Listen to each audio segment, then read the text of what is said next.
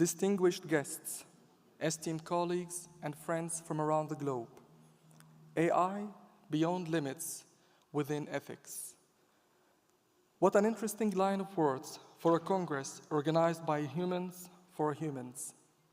Just a few years ago, a Congress like this would have seemed like a science fiction plot, maybe a Hollywood movie.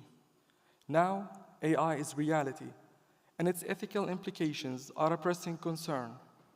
Should we wait for a time traveler to emerge from a futuristic, perhaps apocalyptic timeline, warning us of the dangers of unchecked AI? Or should we proactively address AI's ethical challenges today? In Armenia, we've chosen the latter path. We believe that by addressing concerns up front, we can leverage the power of AI for the betterment of humanity. It's with this conviction that I welcome you all to the World Congress on Innovation and Technology, WCIT 2024, where we will explore the frontiers of AI and chart a course for its ethical development. As we gather here today, we stand at a pivotal moment in human history. The advent of artificial intelligence has the potential to revolutionize every aspect of our lives, from healthcare to education, and from transportation to entertainment. Yet, with this potential comes great responsibility.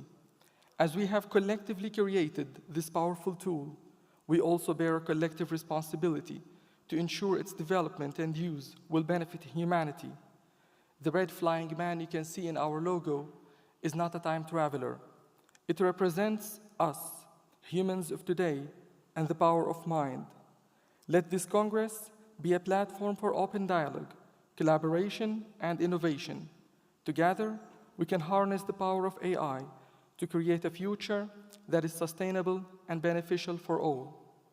Our discussions today will cover how AI is driving advancement in computing power, the role of AI in scientific breakthroughs and entrepreneurship, AI applications in industry and technology, from agriculture to finance and aerospace, and the creative and communicative power of AI in the context of social media and marketing. We will explore futuristic perspectives, imagine a post-AI world, and examine the potential implications of singularity.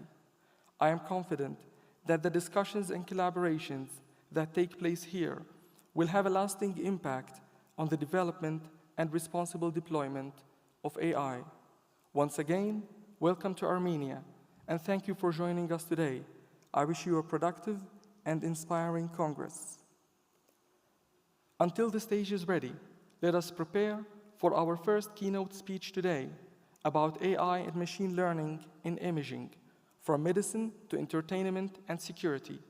I am pleased to introduce Professor Benoit Macq from UC Leuven, an editor-in-chief at IEEE, the world's largest professional association dedicated to advancing technological innovation and excellence for the benefit of humanity. Thank you very much for your kind words, and I'm very happy to be here, and I would like to thank His Excellency Eric de Macq, the Ambassador of Belgium, for inviting us here. We have already met very interesting and famous fellows from Asia, from different places of Europe, so it's a very nice place to be. So I would like to speak about AI, but AI in a certain perspective. I would like to show you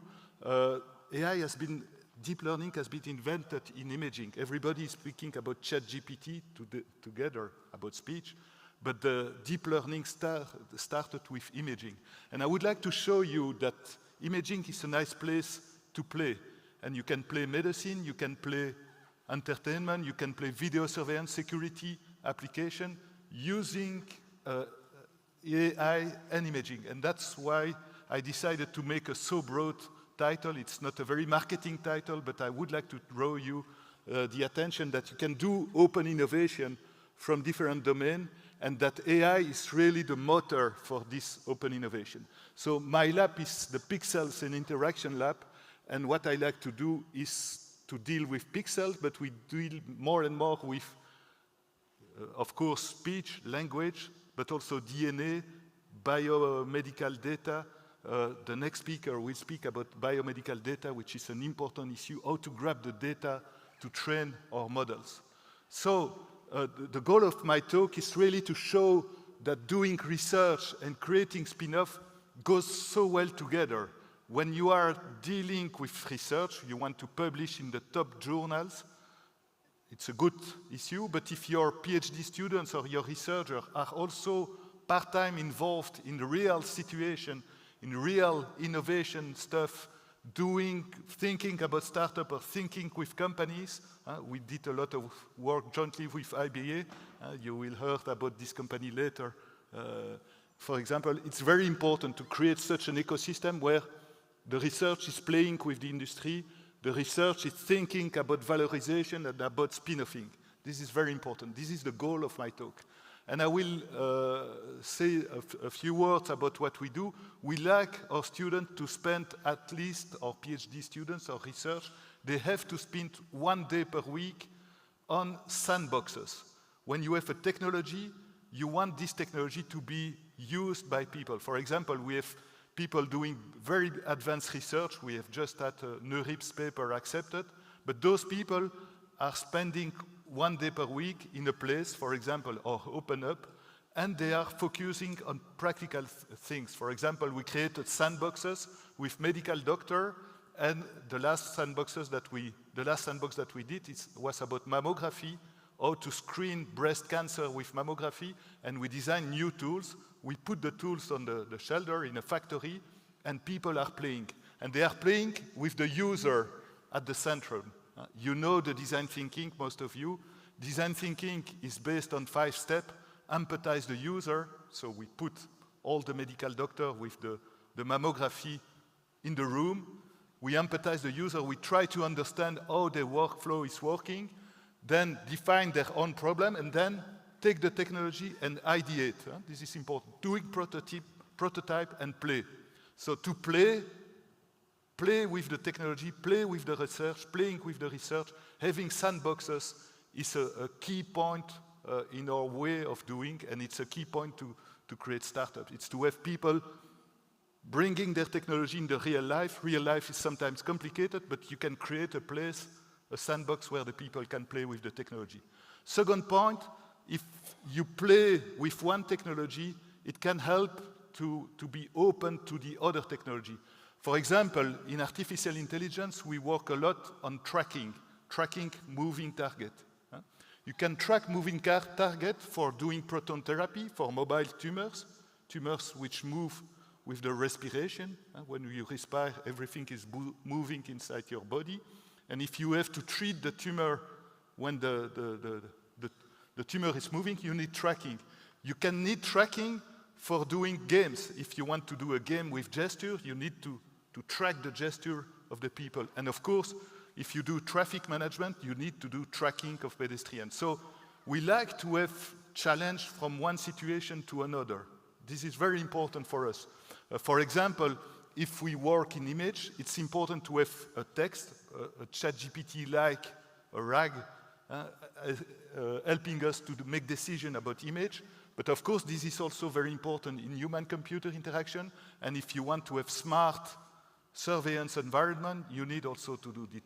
So we like to have sandbox, we like to have open innovation, and what we do in AI is clearly trying to take benefit both of playing in the sandbox, in the open up, and playing with different researchers, doing different things, different domain, but with the same technology, because you can pick a nice idea in the best paper in medical imaging. This very nice paper, for example, if you play in a human-computer interaction, you use a lot of the T of ChatGPT. The T of ChatGPT is transformer, but this transformer can be applied in image with visual transformer, and so we like to play with crossing the technology. So the way we like also is really to play in the playground, but also to be, you see here, application in the medical, application in the video surveillance, application in tracking the different part of the body for gaming. We like to play all this with a sense of reality. And what can make the difference is not only to be the best guy in AI for visual context, or for text-to-image, or for language-image processing. It's very important to be connected to people doing practical deployment with privacy issues, security issues, people doing communication, and people understanding very well the human-computer interaction. You need to be in an ecosystem complementing your specialty. So I'm back in the topic of today. This is machine learning. This is very basic, but it allows me to set the things. When you learn, what is the big change this last time is the appearance of the deep learning. You know that thanks to the high-speed internet, thanks to the production of a lot of data, it's possible to train very large models. And to train those very large models, those neural networks of big size, you need to train them as you train a human. And there are 3 types of training. The first type of training is supervised training. Supervised training is the same training that a little kid to who you show picture. You show a picture of cat, a picture of a dog, a picture of a lion, and after a while, after many examples, after many labeled examples, the kid, you show the picture and he's able to say, yes, this is that. If we speak about mammography, medical imaging, there are 39 million radiographic images of the breast in the US per year. So it's a big amount. So what is exciting with AI is that AI is capable to see many, many more examples than a human. And so if you do breast cancer, early breast cancer detection with supervised learning, you can do, after a while, better than a human. Today, it's possible to screen and to detect very early sign of cancer in radiographic image for the woman at risk. I will speak of the woman at risk later. Unsupervised learning is the first step of ChatGPT. ChatGPT is not learned by example. You don't show many questions and repeat questions to the system. ChatGPT is playing against itself. So it hides part of the text. It looks to a text, a Wikipedia page. It hides the page, and it tries to guess the missing part of the page. And so you can scan a huge amount of text by playing, just trying to complete the hidden part of the text. This is unsupervised training. In ChatGPT, you do both. You start by doing unsupervised learning to train a large language model, and after a while, when your model is ready, you train with humans. You know that the OpenAI company has paid in low revenue, in low salary country, a lot of people to answer questions. This is the supervised part.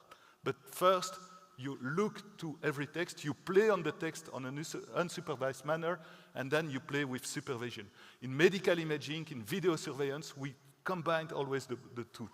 And the third thing is reinforcement learning. If I'm going back to the little kid, when you learn a kid to walk, you don't say the law of the gravity, you don't teach him the Newton rules, you don't teach the kid the centrum of gravity. The kid is trying to get up, and after a while, he feels a reward, he sees the face of his parent, they are so happy to see the little kid standing up, but it's a try. You try many things, and after a while you succeed. And later you succeed to make one. And then the parents, wow. So this is based on reward. This is reinforcement learning. You play, and when you succeed the game, you are rewarded. This is what was done for deep Go. The Go playing was based on reinforcement learning. The game was playing, the system was playing against itself, and it was using reinforcement learning. And after a while, the deep Go, succeeded to defeat the best player of Go. The best player of Go was trained from big master. So the Go system is so huge that you need a lot of people to think about it. And Go was, at that time, based on grandmaster.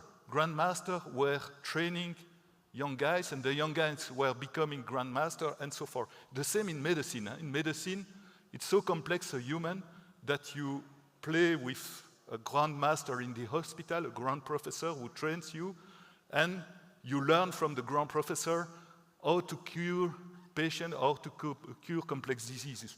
The funny thing with the Go is that when the Go was defeating the best player in the world, it played a party that was never, a game that was never thought. And, it's crazy. And so, reinforcement learning, when you have a good model, when you have a digital twin, you can explore many things that humans have never thought about. If I'm back to proton therapy, we played with a digital twin of a tumor, a digital twin of organ at risk, and we had a very good digital model of it. We played with reinforcement learning, and traditionally people are delivering radiation doses each week, the same radiation doses, but by playing with reinforcement learning, like playing with Go, we found that it's very much better to give a big doses at the beginning and then to decrease. And then you have more chance to definitely kill the tumor and to have less inconvenience around the tumor. But we break the tradition because we have a good model. We can explore the model with reinforcement learning. So those three kinds of learning are very important, and you have to play with them together. ChatGPT is using reinforcement learning to be politically correct. If you want to avoid racist and or gender-biased answer, ChatGPT has done a reinforcement learning system. If ChatGPT is producing several answers, it will pick the right one by a reinforcement learning system. Okay, so in the field of medicine, there is a big revolution because thanks to the data, thanks to the deep learning, thanks to the self-supervised learning combined with the supervised learning, it's possible to do breast cancer detection at a higher level of precision that was never done before. And moreover, you can play with text image. So you see that's a figure coming from a paper in Nature. Sorry for missing the reference.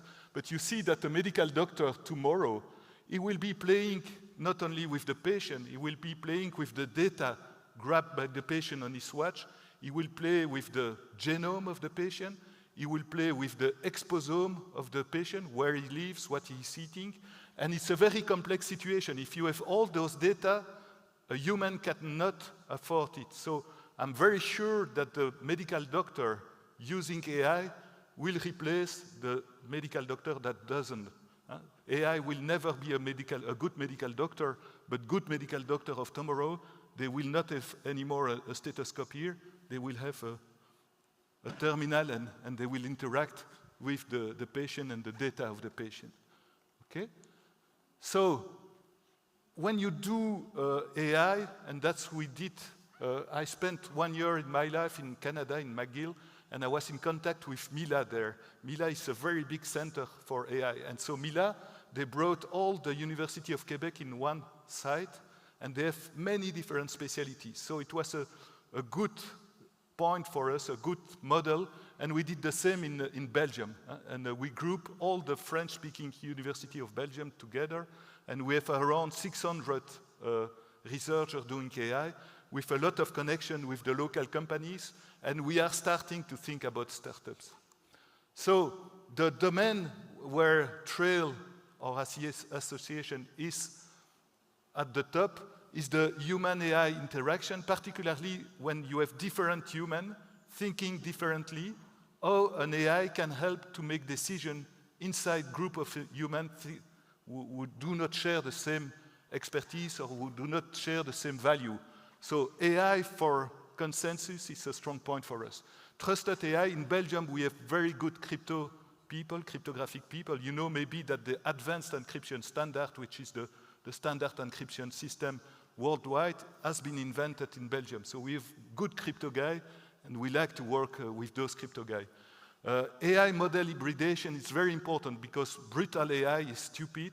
Sometimes you know something about the situation where you are. I know that there are people from Poland working on workplace and how to optimize a workplace, a factory. If you have a model of your factory, you will not optimize your factory with a pure black box model. You have to find the interaction between the model and the AI.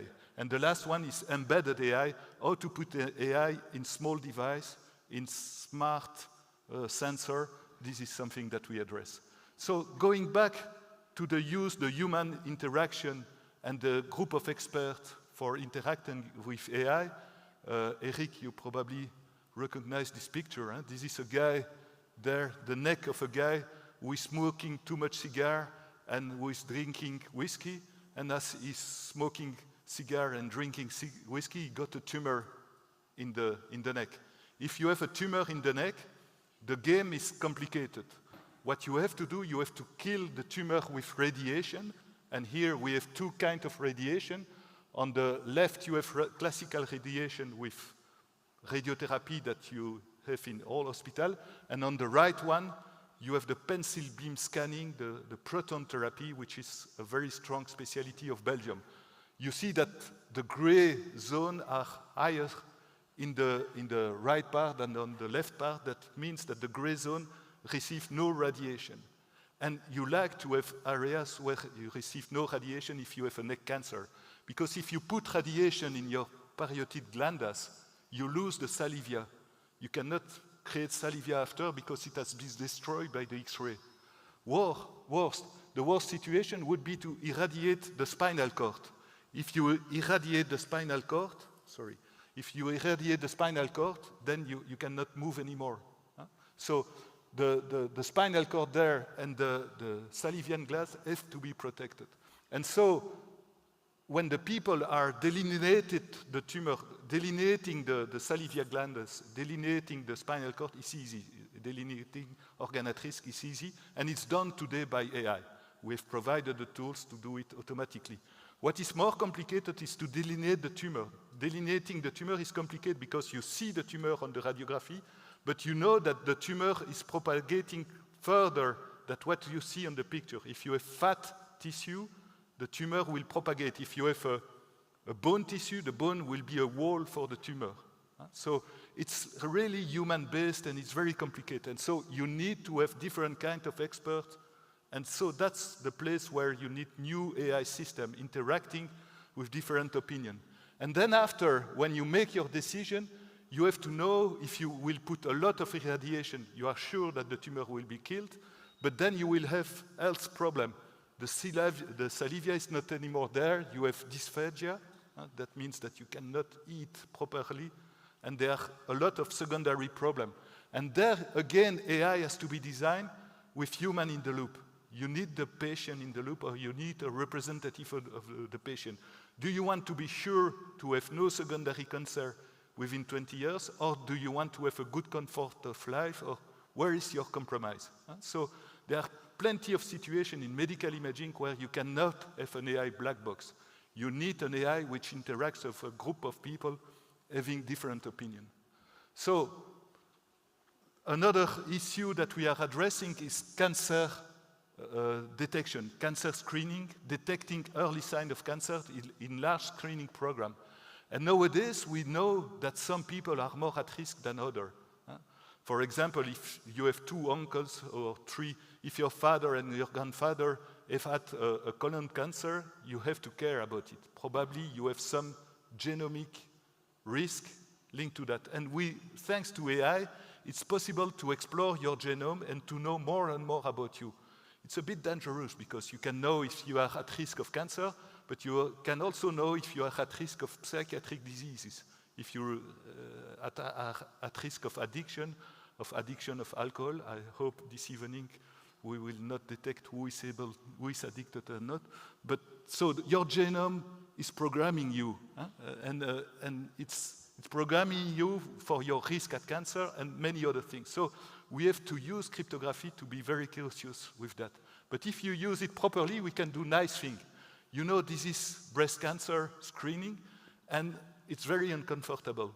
You put some X-ray in the body of the lady, it's at risk because you can induce a cancer. And when you detect something, the system which do not use enough AI are very annoying because 2/3 of the positive detection are false positive. That means that you say to the lady, there is something strange there, and the lady, wow. And then you do a biopsy. Biopsy, it's very violent, And then after that, you look, and 2/3 of the cases are false positive. That means that it was not useful to do it. So it's very important to improve the algorithms and to know to who doing that. And so 2 startups of my lab, Aeonix and Intuitim, have participated to a large European project, including other countries like Israel and other ones, to screen the lady on the basis of the polygenic risks. We ask the lady to provide some salivia, then we take the salivia and we look to the genome, and we look to the risk to get a cancer or not. If the lady is at low risk, we decrease the amount of mammography, and the breast cancer screening is with a higher comfort. You can go to mypeps.eu if you want. We have already screened nearly 20,000 ladies across Europe for that.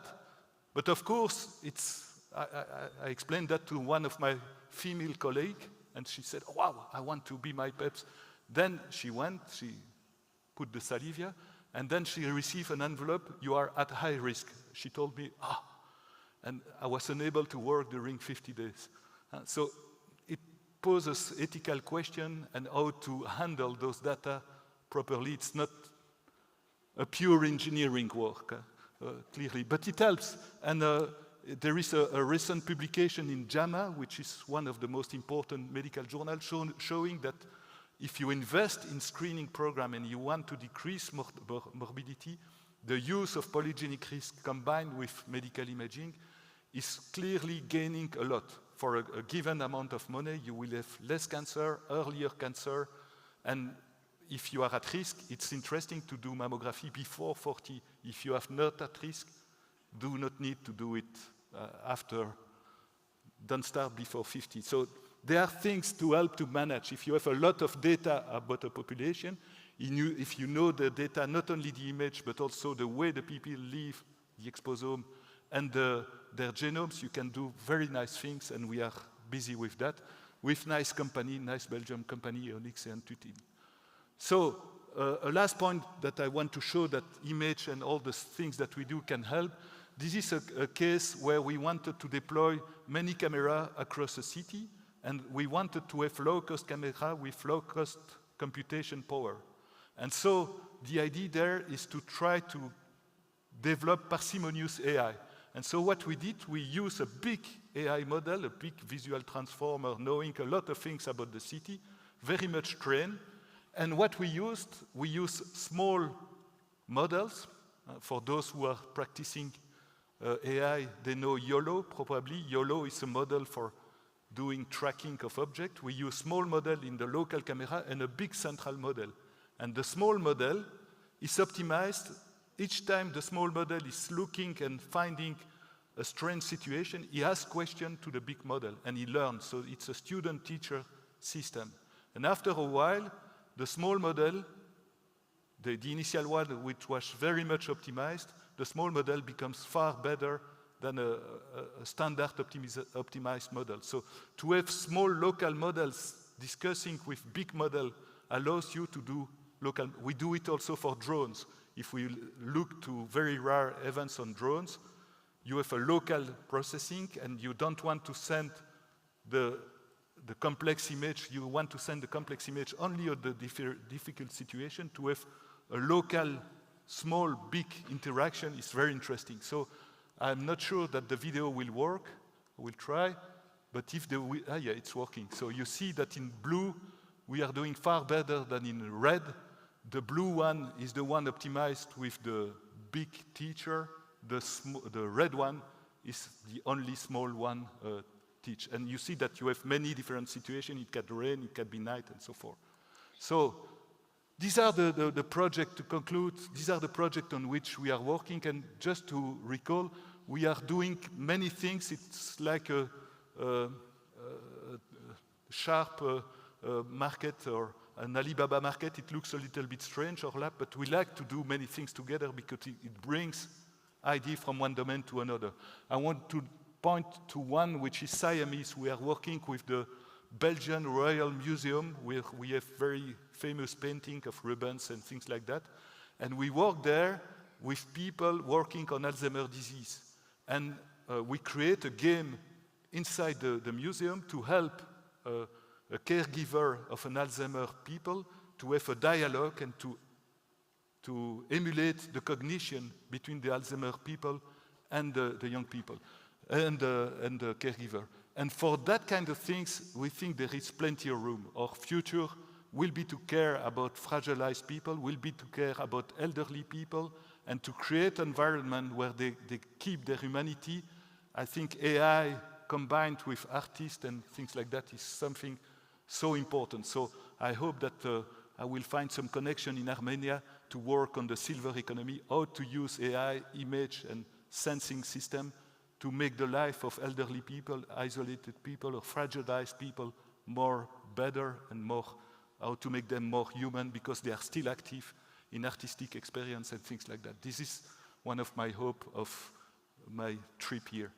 So this is not important, and this is the name of the startup company that went out of my lab. Telemis is a quite good company in medical imaging. Alterface, they are building dark-right. They are selling in China, in the US, for games with imaging in dark-right, interaction with image, not with a VR case, but in a showcase. ASIC is doing video surveillance. They did the intelligent video surveillance during the Olympic Games. They have been bought by a French company. Eonix is doing the stuff related to DNA stuff. So we have startup, and we would like to continue to create startup. And I hope we will have one day a joint Armenian-Belgian startup. It would be nice. So this is about Trail. I'm here also as a representative of our association. Trail stands for Trusted AI Labs.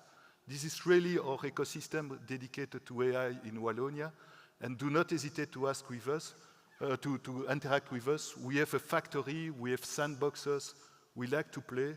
We like to do good research in connection with playing. We like to take fun with the highest advanced technology with research, and we like to put research on the ground, on the sandbox to create new venues. Thank you very much.